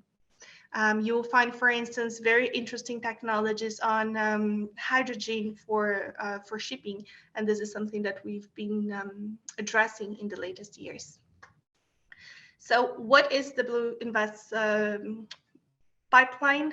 Visually speaking, it is just 3 pagers. It's a short pitch deck that we created for each one of our companies to provide investors and stakeholders a snapshot of this technology. So you will find their description, the problem they're trying to solve, their TRL, comments on their sustainable impact for the blue economy, their patents, the team, and mainly and most importantly, their financial needs, so how much they're trying to raise. Altogether, by checking in one more information, you are immediately directed to the company, which makes you, which puts you in contact with their CEOs or the right contact person to continue this discussion. What we find today, so as we mentioned, we always start focusing on the technologies, the new technologies changing and reshaping the future of the blue economy. So we have a strong focus in blue energy. You're going to find tidal energy. You're going to find, of course, offshore wind power and solar power, but also new solutions moving forward. Aquaculture and sustainable solutions, blue biotech and key enabling technologies are runner-ups. Nonetheless, you're going to find technologies all across the different sectors that were mentioned in the beginning, and very helpful as well for us to understand the trends and where the sector is moving forward. A little bit like EIPP and Horizon Results platforms, we are very focused in the EU companies. However, our community is not limited to EU investors and EU companies alone. Our aim is really to go and have this broader approach. I think now I go for the Q&As, and I thank you so much for listening. I know that we are a little bit short in time, so I'm going to try to be very efficient in my presentation. Thank you so much. Great. Thank you very much, Renata, Ramona, and Georgios. I've got, yeah, we are a little bit short on time, but I do have a couple of burning questions for each of you. And so, what I would like to know is what is the key value proposition of your platform to investors? And should an investor be interested who is in this audience today, how can they engage with and get in touch with you? And Ramona, can I let you answer first? Thank you very much, Katie.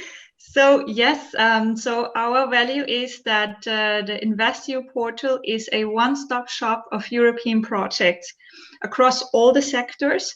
So as I mentioned in my presentation, we cover 26 sectors, and we are getting even more now with the new regulation. So for investors, they have one platform where they can find all projects across the EU where they can invest in.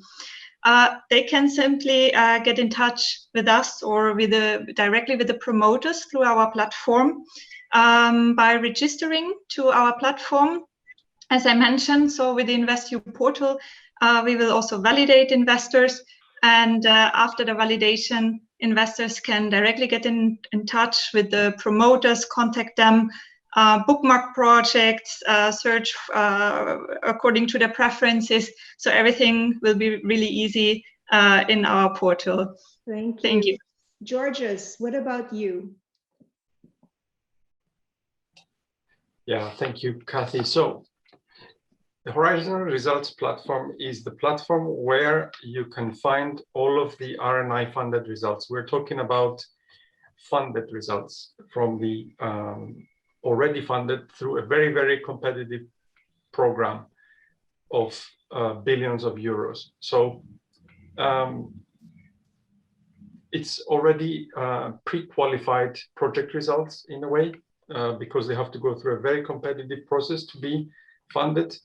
And what we tried to do is to bring up, if you like, make accessible results from even closed projects, which has not been done in the past. It's very easy to navigate. You can search by maturity, by specific investment readiness flags that we designed with the help of a VC who gave us a lot of advice on how to construct the platform, and also business angels networks. So you can easily go in the platform yourselves and select any kind of maturity of venture you want. But you can also always contact us in the functional mailbox that I provided in the slides. If you require any help or more inside information, we'd be happy to do a curated search for you based on what your specific needs are. So thank you very much. Great, thanks, Georges. Renata. Well, as you probably noticed, BlueInvest is more of a niched pipeline. So we are really focusing on the blue economy. And for that, we work closely together with Ramona and Georges. So I would say we are complementary to a certain extent, and we try to work together to make sure that those projects that really have potential to be game changers are showcased and displayed to the right group of investors. So encourage you all to go through the platforms. We also work in collaboration with e-pitching sessions and events where we select a number of those companies and we showcase them and we let them pitch directly to you. So I think keeping an eye on all three platforms make a lot of sense. And especially if you want a little bit of focus in one or other sectors, then if blue economy is your sweet spot, then you might find all the projects as well in the BlueInvest pipeline. I've seen a couple of questions on the scope of BlueInvest. So today, the companies receiving technical assistance and showcase on the pipeline must be headquartered in the EU. However, we do have a community. So Jose and Patricia, both of you can join the community and your companies can still be showcased in this over 800 plus stakeholders ecosystem. So feel free. I'm going to also share not only the BlueInvest pipeline, but the community on the link, and that is open for worldwide players. Okay, great.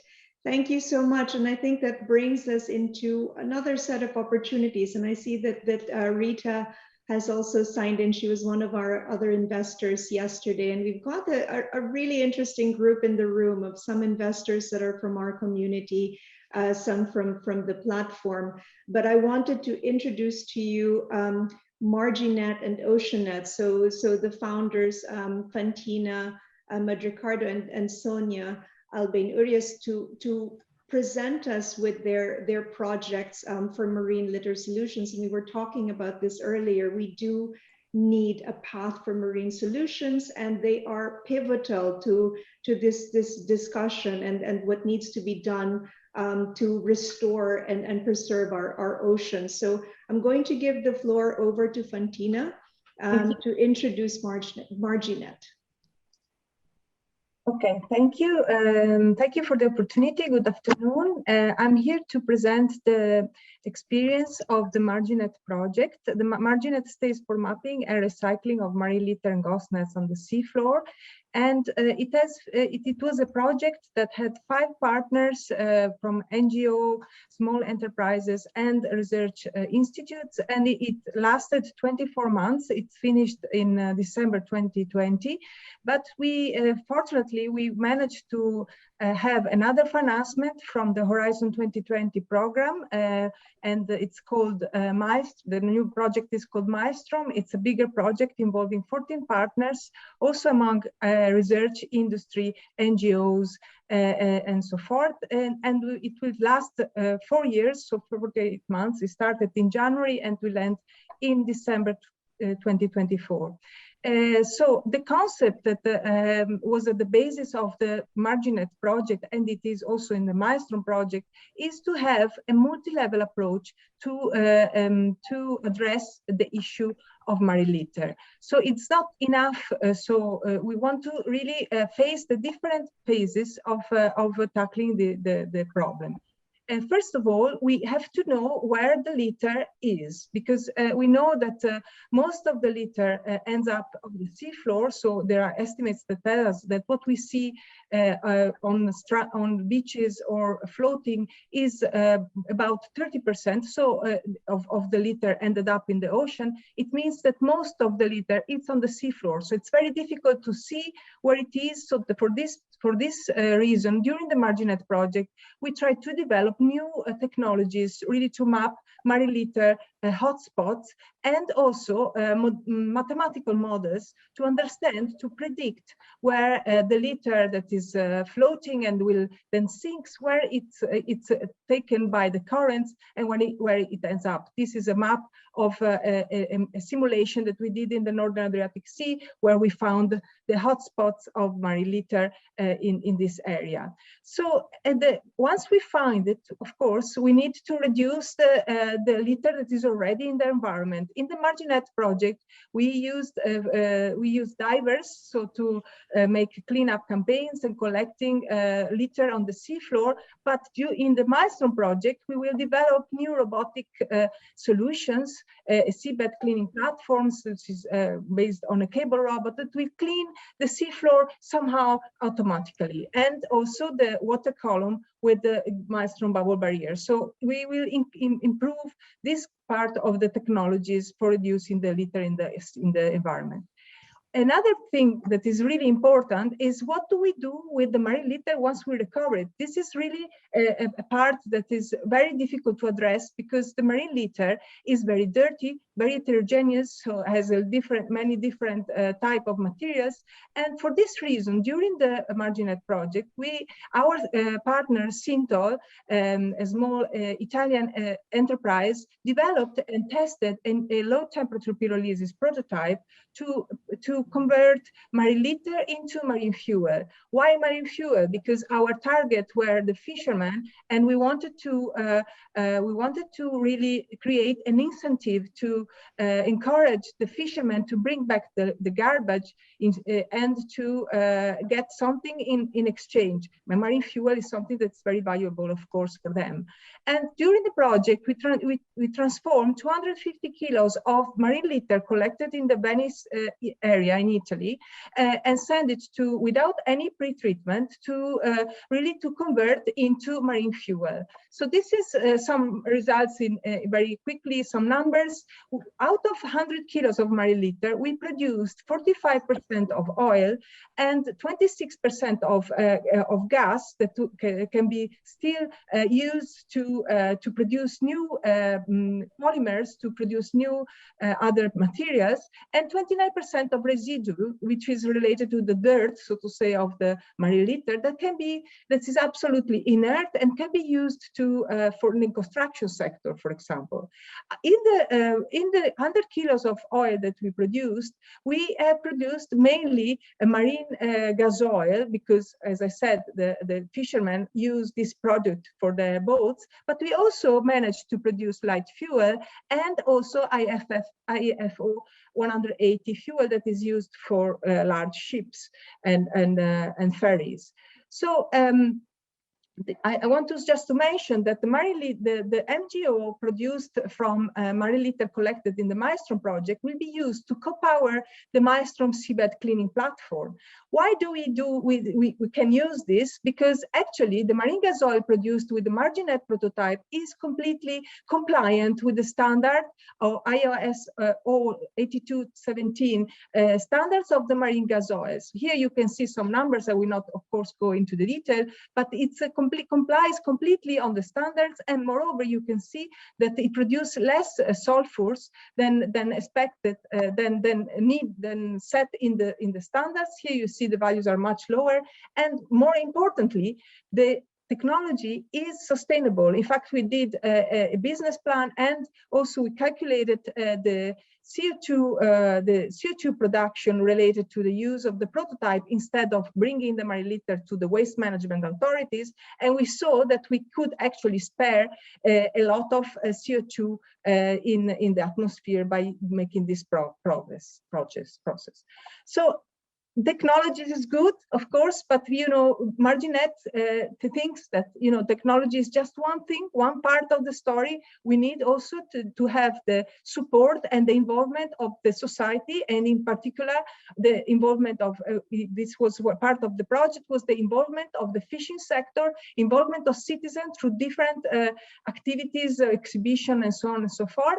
And also we did really exactly last week a public demonstration of the technology in Chioggia, where we could really set up a pilot for this technology to be set in place together with local authorities, fishermen, and schools also were involved.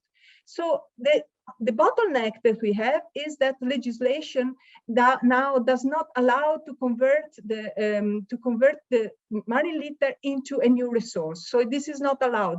So we tried during Marginet to involve relevant political stakeholders to overcome these legislative barriers, and hopefully also all the media interest that was awakened by Marginet will help to induce this legislative change. However, just to tell you, the benefits of Marginet are, of course, the better management of waste import, less waste left at sea, a cleaner sea, a healthier fish product, and a better food safety for the consumer, and better marketability for the fish product, in accordance, of course, with all the strategies and directive of the EU set in place. So what we need your help, however, to close the circle. We need political support to change the legislation in order to be able to produce new resources from marine litter. Moreover, we would need financial support to upgrade the TRL of the Marginet Maelstrom prototype that was actually demonstrated, but would need a further investment to make it work continuously and work also with larger quantities to make it economically sustainable. Here are our contacts, and thank you so much for your attention. Thank you very much, Fantina. And I've actually got a request from the chat. If you could post the link to your website so that they could also have a look. If you could add it to the chat, that would be great. Thank you. Okay. Thanks, Fantina. I'm going to give the floor to Sonia. And then after Sonia presents, if we have time, we're going to ask a few questions. So Sonia, over to you. Okay. Hello, everyone. Thank you to invite IMPLUS into this event. I think you are going to share the slides, right? Or I have to share it? You can share the slides, but if you have a difficulty, we can ask. Okay, no, I can do it. No worries. Great, thanks. Okay. Yes. So yes, I'm going to explain very briefly the project, our main achievements, and as Fantina said, the policy's contribution. So OceanNet's project is a project supported by different partners. The consortium we have, it is made of EcoAlf. EcoAlf is a textile brand here in Spain, and I think they have something in Europe or in America. We have the University of Vigo as well, as two associations that is in charge of characterization, and they are expertise of marine litter. And we have a Syntex that is from Czech Republic, who is going to make who already made the different textiles demos, and also RV, which is in Vigo, and it's a cooperative of fishers. And we are IMPLUS. We are a Plastics Technological Center here in Valencia, in Spain. So our main objectives of OceanNet project is there are like two different ways. In one way, we want to prevent the loss of the fishing gear. That's why we develop an ICT tool. And on the other way, we want to valorize this kind of fishing gears. So our main objective is also to demonstrate that fishing gears, because that project is focused on fishing gears and not in marine litter as Fantina, which I think is a very interesting project. I think we have to talk each other more to have more results. So this project is focused on fishing gears, and we want to demonstrate that stream have a techno-economic, environmental, and social viability in the future, and we want to create a new economic activity. So in here you can see our main scheme. There is like, at the first step, we have a fishing gear collection, and in that way we want to sort the fishing gears like in two ways. From one side, we collect the fishing gears made of polyamide, and with that plastic, we develop like a chemical recycling. And because of the chemical recycling, we obtain the final pellets like similarly to the virgin ones. And after that, we develop like final demonstrators for the textile industry. And on the other way, we have the other kind of fishing gears. There are a lot of different fishing gears, but the other ones focus on polyethylene and polyester. And that two materials, we develop like mechanical recycling, a traditional mechanical recycling. And we obtain also like final pellets to be used in different applications. So our expected results, as I said, is to have an ICT tool, to try this ICT tool in 10 skippers, to collect 7 tons or even more, because we are collecting not just from the ocean, that is that we are collecting also the discarded fishing gears from the fishers. And then the obtention of the final textile demos. So in here we can see our main achievements. As I say, the ICT tool, if you go to the website of the project, there is a part called ICT tool, and over there you can just check how it works. So the main idea is like the skippers or the fishers, once they go to their work, if they have some problems or the fishing gear is tangled, they just put on the ICT tool, and it's just to prevent that other fishers or other skipper have the same problem. On the other way, we develop a tracer, and we put this tracer in here in the recycled polyamide, in terms of try to detect that these final textiles, these final demos, are made from recycled fishing gear. So we think that this is very useful and very close to the consumer. That's why we put here like this one of the achievement, but this kind of textiles, this kind of demos is going to be in the EcoAlf or maybe in other stores. And we can show that it's possible to have a final valuable product with the same quality as another one made from recycling fishing gears.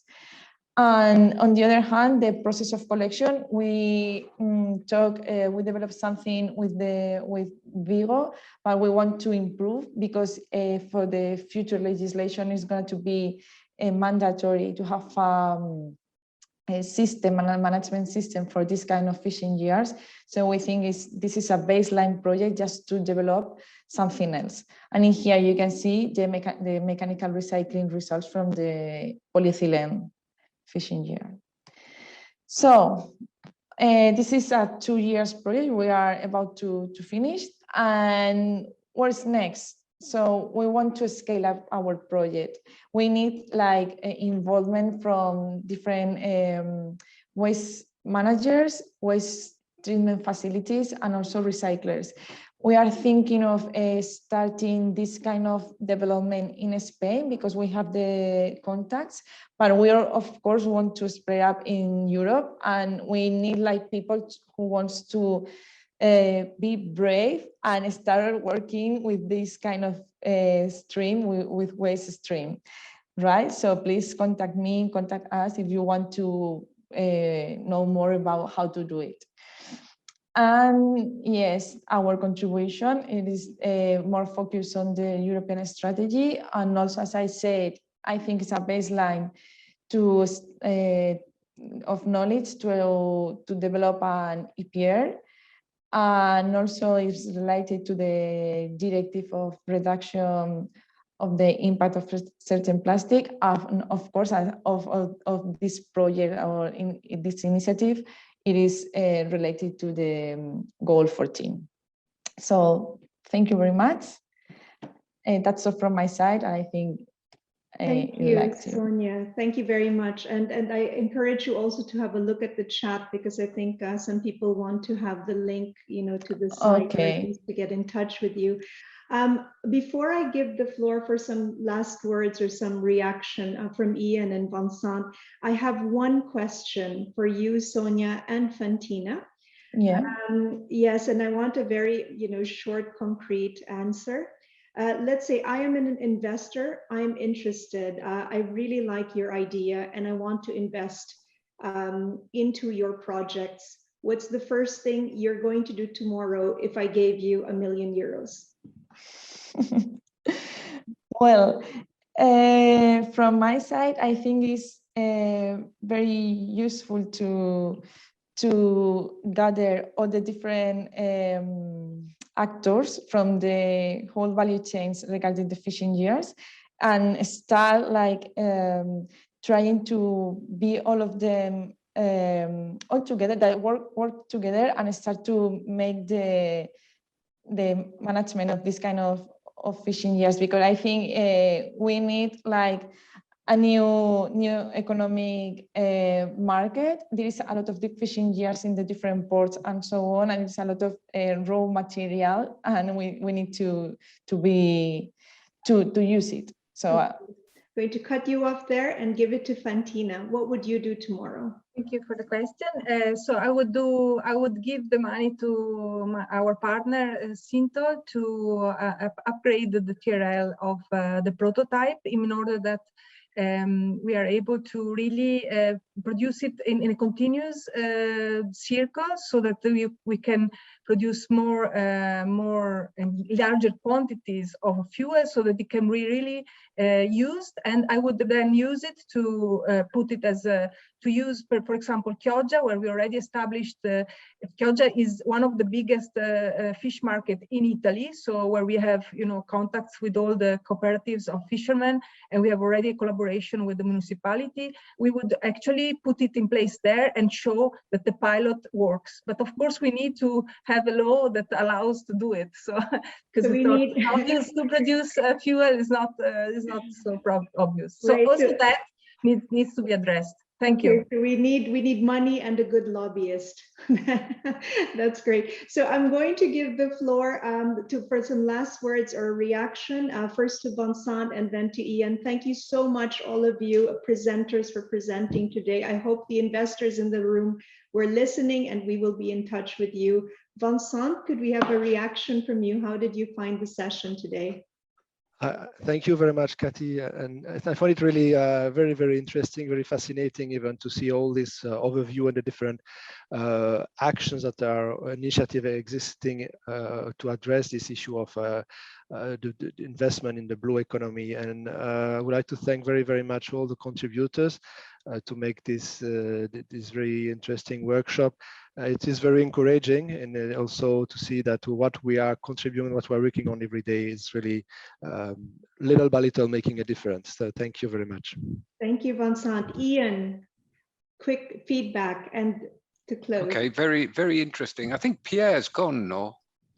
Pierre's still here. I thought he was. No. But he might have left already. Yeah. I was quite interested in what he was saying about trying to extract value from ecosystem renovation. This is, this by maybe the carbon or the rules, but he's right that we need to find ways of ensuring a revenue from these activities for instance, also, I mean, we've seen how I think both the presentations on the litter made reference to the extended producer responsibility and the port reception facilities directives, how the regulations are helping the market and helping the companies develop solutions that can help.